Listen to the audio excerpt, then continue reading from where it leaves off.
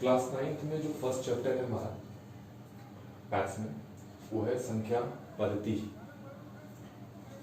तो संख्या पद्धति चैप्टर के अंदर जो जो टॉपिक्स हमने डिस्कस करने हैं वो है संख्या रेखा क्या होती है, छोटी क्लास में पढ़ रखा है हमने, पूर्ण संख्याएं, पूर्णांक, परिमेय संख्याएं, अपरिमेय संख्याएं और वास्तविक संख्याएं।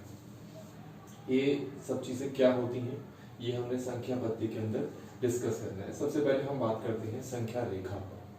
हमने 8th में पढ़ रखा है कि ये हमारे पास एक लाइन है, यहाँ पर कहीं पर हमारे पास ये 0 है, ये 1 2 3 4 5 और इस तरह से ये रेखा चलती जाती है। अगर हम 0 के बाईं तरफ आए तो ये होता है हमारा -1 -2 -3 -4 -5, आप चलते जाएं। तो ये जो रेखा है इस रेखा को हम बोलते हैं संख्या रेखा। 0 के दाईं तरफ हमारे पास सारी धनात्मक संख्याएं आती हैं और 0 के बाईं तरफ हमारे पास सारी ऋणात्मक संख्याएं आती हैं। तो ये संख्या रेखा है। संख्या रेखा कुछ नहीं है, सिर्फ संख्याओं को दिखाने का एक तरीका है। पूर्ण संख्याएं, किन संख्याओं को हम पूर्ण संख्याएं कहते हैं? पूर्ण संख्या क्या होती है?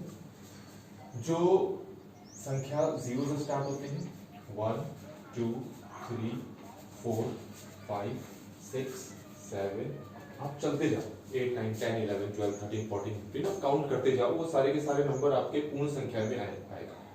पूर्ण संख्याओं के जैसे एक और होता है जो होता है प्राकृतिक संख्याएं। प्राकृतिक संख्याएं, प्राकृतिक संख्याएं क्या होती है? थोड़ा सा डिफरेंस होता है पूर्ण संख्याएं और प्राकृतिक संख्याओं में। प्राकृतिक संख्याएं 1 से स्टार्ट होती है, 1 2 3 4 5 6, ऐसे आप काउंट करते जाओ। तो सिर्फ एक ही डिफरेंस है यहाँ पर, पूर्ण संख्याएं में 0 भी आता है पर प्राकृतिक संख्या में 0 नहीं आता है। अच्छा, एक चीज और है, जो पूर्ण संख्या है उसको रिप्रेजेंट किससे करते हैं? एक अल्फाबेट है, वो अल्फाबेट है W। जब कहीं कैपिटल लेटर्स में W लिखा होता है तो इसका मतलब है कि वो संख्या आपकी पूर्ण संख्या को रिप्रेजेंट कर रही है। ठीक है, इसके बाद हमारा बात है पूर्णांक। पूर्णांक भी हमने 8th क्लास में पढ़ रखा है, किन संख्याओं को हम पूर्णांक कहते हैं? पूर्णांक जिसको Z से रिप्रेजेंट करते हैं, कैपिटल Z से। इसके अंदर पे कौन कौन से नंबर्स आते हैं?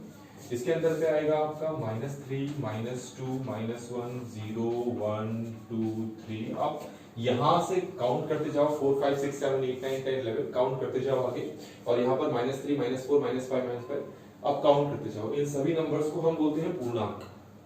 इसके बाद हमारा है परिमेय संख्याएं। अब परिमेय संख्याएं क्या होती हैं इसकी परिभाषा भी हमने पढ़ रखी है। ऐसी संख्या जिसको P/Q के रूप में लिखा जा सकता है जिसमें Q शून्य ना हो। सिंपल ये है कि P/Q। अब इसमें Q आपका 0 नहीं होना चाहिए, ये आपकी परिमेय संख्या की परिभाषा होती है। एक एग्जांपल देखते हैं जरा। जैसे हमारे पास ये है 5, क्या हम 5 के नीचे 1 लगा सकते हैं? हाँ, लगा सकते हैं। तो ये हो गया 5/1, 5/1, तो P/Q की तरह लिखा गया है ये, इसलिए ये क्या हो गया हमारे पास एक परिमेय संख्या। 7/6 ये ऑलरेडी एक परिमेय संख्या है। हमारे पास अगर 5 है, इसके नीचे 1 लगा सकता हूं, तो ये एक परिमेय संख्या होगी। 0 भी एक परिमेय संख्या है क्योंकि इसके नीचे 1 लगा सकते हैं। लेकिन अगर कोई तुमसे कहे कि 2/0 क्या एक परिमेय संख्या है, तो हम कहेंगे नहीं, ये एक परिमेय संख्या नहीं है, क्योंकि ये हर आपका 0 नहीं होना चाहिए जबकि वहां 0 लिखा हुआ है। तो इसका मतलब है कि ये क्या नहीं है, ये परिमेय संख्या नहीं है। अच्छा, एक चीज और, परिमेय संख्या को रिप्रेजेंट किससे करते हैं? कैपिटल Q से। संख्याओं को रिप्रेजेंट किस तरीके से किया जाता है वो चीज में याद रखने वाली बात है। अपरिमेय संख्याओं को पढ़ें उससे पहले हम ये जान लेते हैं कि वास्तविक संख्याएं क्या होती हैं। जितनी प्रकार की संख्याएं आपने अब तक पढ़ रखी है या अब जो आप पढ़ेंगे वो सारी की सारी संख्याएं आपकी वास्तविक संख्याएं होती हैं। इसका क्या मतलब है? इसका मतलब है आपका 1 2 -2 3 5/6 7 0.2, एक ये नया नंबर है √2, √2 √3 √5 √7, ये सारे के सारे किसमें है? ये सारे के सारे आपके वास्तविक संख्याओं में आते हैं। अब 1 तो हमें पता लग रहा है कि ठीक है वास्तविक है, 2 भी वास्तविक है, सारे वास्तविक। ये नंबर क्या है? √2, √3, √5, √7, √8, √10, √11, √12, ऐसे कई सारी संख्याएं हम बना सकते हैं। ये सारी की सारी संख्याएं आपकी अपरिमेय संख्याएं आती है। हमारे पास एक्चुअली ये दो हिस्से भी होते हैं, परिमेय संख्याएं, अपरिमेय संख्याएं। परिमेय संख्या हमने देख लिया जिनको p/q के रूप में ढाला जा सकता है, तो मैंने कुछ एग्जांपल दिए। तो फिर अपरिमेय संख्या क्या होती है? तो परिमेय संख्या की जैसी परिभाषा होती है, बस थोड़ा सा चेंज होता है। ऐसी संख्या जिनको p/q के रूप में नहीं लिखा जा सकता है, वो आपका अपरिमेय संख्या है। तो परिमेय का उल्टा हो जाता है।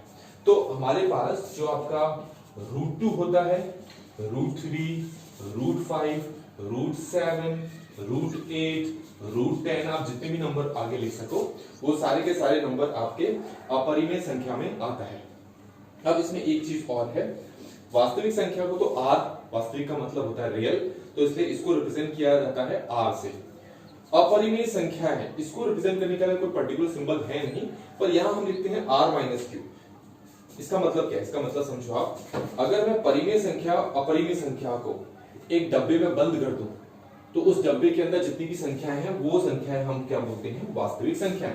इसका मतलब वास्तविक संख्या क्या होती है? अपरिमेय संख्याएं और परिमेय संख्याओं का एक सेट बना लेते हैं। ठीक है, इस परिमेय अपरिमेय संख्या के अंदर जितनी संख्या आती है, परिमेय संख्या के अंदर जितनी संख्या आती है, उन सबको इकट्ठा कर लो तो वो क्या बन जाएगा हमारे पास? वास्तविक संख्याएं। तो हमारे पास संख्या पद्धति में किस तरह की संख्याएं हमारे पास होती हैं, इस वीडियो में हमने ये देखा।